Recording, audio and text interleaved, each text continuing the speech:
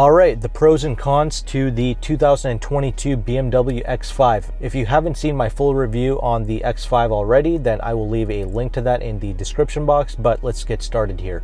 The first pro is going to be the engine and the transmission performance, okay?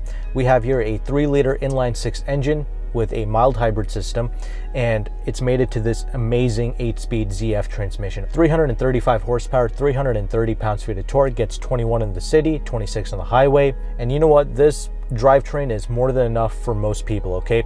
Does 0 to 60 as quick as like 4.8 seconds if you get it with the xDrive system, which is their all-wheel drive system for BMW, and I definitely recommend that. And the transmission performs like a PDK Porsche system. When you get on the paddles, it is so quick. Now, when you're driving it in the comfort mode and you're just flooring it from a stop, you're gonna notice some lag, and when you're up and moving and you floor it at the highway speeds, you could notice it shifting a gear or two down, but for the most part, it's very quick to respond. I really appreciate it. One of the cons to this driving experience is the soft, slushy steering. I mean, there's no feedback to it. It just feels like nothing when you drive it, right? So I usually drive around in my Sport individual mode, where I put the steering in Sport Plus, the engine performance in Sport Plus, but I leave the transmission performance in the comfort mode, because or else if you leave the transmission in its Sport Plus mode, it's just going to be hovering around 2,000, 3,000 RPM even at 45, 50 miles an hour driving. That's just excessive and you're just wasting gas. So that's the mode I like to drive around in, and it helps the steering a little bit, not by much. So the steering is a con for me with this car. Now, a big pro to this is the price. This is about $65,000 the way you see it equipped here. This is the rear-wheel drive model. It's only got 2 extra packages on it, which is the premium package and the parking assistance package. And this car also has the optional $600 20-inch wheels on it. So at around 65 grand, I mean, it's really undercutting the competition by several thousands of dollars, and we have an inline-6 engine here, not a 4-cylinder. So I really like the pricing on it, and you have plenty of standard features here, okay? That's the other pro to this. Blind spot monitoring, rear cross traffic alert, heated front seats here, powered front seats.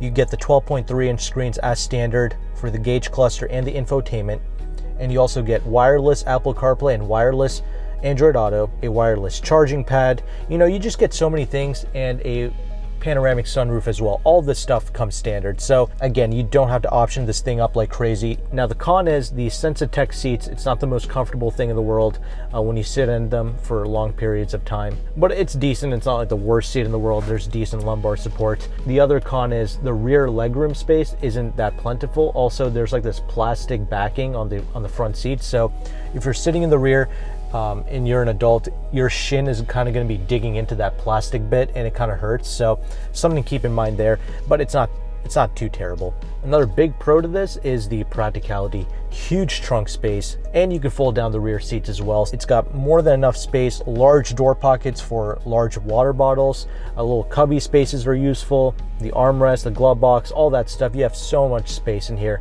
It's just great. Now, this can be a pro or a con to some. The infotainment system does require some getting used to. Like, it's not quite as easy as the previous generation iDrive systems, but this is still pretty good as a whole. It just requires a slight bit of a learning curve. There's a lot of menus and features and things that you have to kind of go through and set up for yourselves. As a whole, though, once you get used to it, this is a very quick system to respond. It's one of the better ones in the industry, in my opinion, but just know that there is a bit of a learning curve, not as bad as some other companies.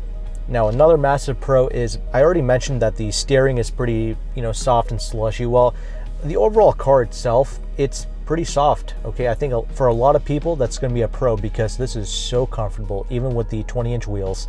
It's very quiet. Even though this does not have double pane glass, there's hardly any wind noise, there's hardly any tire noise. We have the Bridgestone tires here, wrapped in 275 wide tires in all 4 corners, and it is just really quiet. So overall, this car is an amazing cruiser. I like the fact that BMWs lease out pretty well, so it's a pretty common car to lease. And I forgot to mention that the crash safety in this vehicle is amazing. It's like 4 and 5 stars down the board. I mean, it's right up there with like the Volvo XC90. It's one of the safest SUVs that you can get. So with the value proposition, with the safety added into it, and all the standard safety features and other features, right, it just makes a compelling all-rounder package. It's a decent value in the luxury car market, And I think the cons, I mean, most people can live with the cons that I mentioned. It's really not that bad.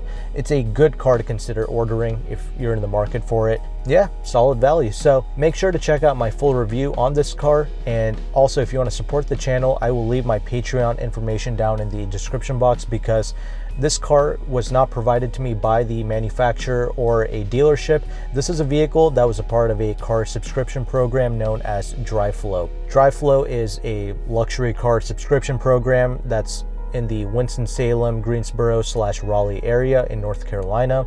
And I do think that subscription models like this is going to be the future of luxury car buying moving forward. So if you want to check that out, it's about $1,600 a month. That's what I pay to gain access to these vehicles. If you're interested in the program, or if you want to support this channel, I will leave all the Patreon and the DriveFlow information down in the description box. But thanks again for watching this video.